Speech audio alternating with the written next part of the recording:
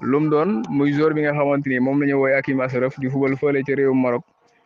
di football ci club bu naan Paris Saint-Germain nekk fële ca France mu bokk nag ci joueur yi nga xamante ni fële ca Paris bokk nañ ci joueur yi gën a fayeeku wala yu ëpp lu ñuy fayeeku ci mois bi. problème bi nag nii la demee moom ak jabaram dañoo am problème jabar ji doon ko santas fexe ba sëy bi tas bi loolu passé ci lu ko ñaan baat daal di koy yóbbu ci yoon pour yoon àtte seen diggante après si la dugal benn procédure pour fexe ba alal ji nga xamante ni jëkkëram ji amoon na ko yëpp ñoom ñaar ñu mën koo séddoo maanaam seen bien yëpp lim yor ci ay kër lim denc si compte bancaire yi lim yor ci ay oto lépp ñu mën koo séddoo ñoom ñaar ku ci nekk am 50%. bi loolu passé bi mu dugalee plainte li jënd ay avocat teg procès bi commencé bi nga xamante ni justice def na enquête ci la gis ne Hakimi Ashraf compte bancaire am amul benn dërëm boo xamante ni denc na ko fa alalam wàllum beem këram otom alalam bi yëpp amul lenn loo xamante ni maanaam def na ko ci turam maanaam lépp loo xamante ni moom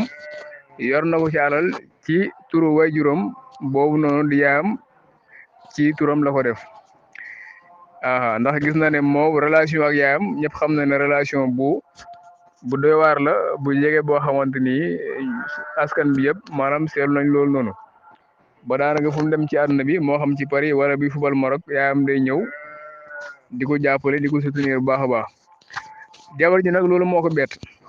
maanaam information bi nga xamante ni partage bi nag moom dafa am mbetteel loolu parce que lim doon yaakaar ba mu tax mu tas sëy bi finalement gis na ne ndekente yoo yaakaaram tas na parce que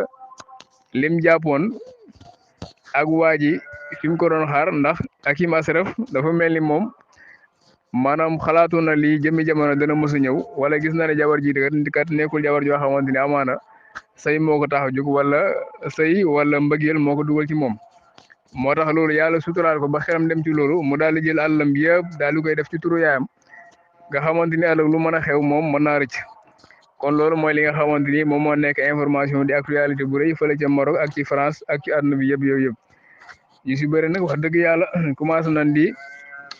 di ruube femme bi ne ko wax dëgg yàlla maanaam lii mën na la woon ñàkk dal àdduna lépp looy def rek danga koy def te yàlla tax wala nga koy def ngir mbëggeel wala ngir maanaam ngir lu baax mais boo toobee sa intérêt rek ba mu dugale ci góor wala ci ab sëy nga fay séentu dara donc lii leçon la boo xamante ni mun laa